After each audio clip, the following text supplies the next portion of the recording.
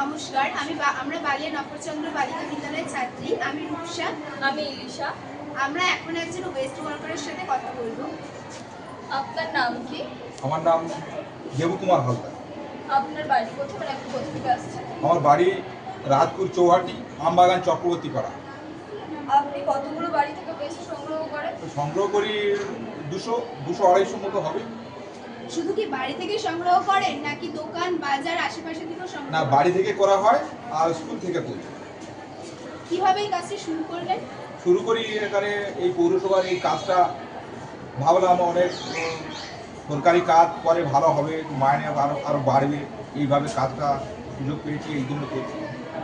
এর আগে কি কাজ করতেন? আগে আমি ওই রিক্সা চালাতাম।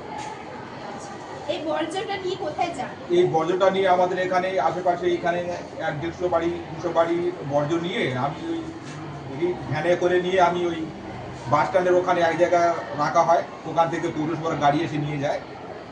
সেখানে ভিজে বর্জ্য, শুকনো বর্জ্য ওগুলো আলাদা আলাদা করতে হয়, ভিজেটা আলাদা করতে হয়, যেগুলো পচনটা ওটাও দিয়ে আলাদা করতে হয়, ওটা আলাদা আলাদা ভাগ করে রাখতে হয়।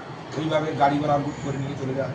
অনেক সময় দেখা যায় অনেক মাল থাকে, সে মালটা বিক্রি হয়ে যায়, অনেক প্লাস্টিক থাকে, ওই মালটা আবার বিক্রি হয়ে যায়। শুকনো জিনিসগুলো বিক্রি হয়ে যায়। হ্যাঁ।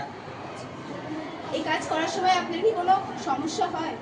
না, সমস্যা হয় একটু, তখন মুখে একটু মাস্ক ফাস্ক দিই, হাতে একটু হ্যান্ড গ্লাভ দিই, একটু নোংরা জিনিস থাকে, অনেক সবজি খোলা পচন থাকে, ওই জন্য আমি একটু হাতে গ্লাভস করি বা মুখে মাস্ক ফাস্ক দিই।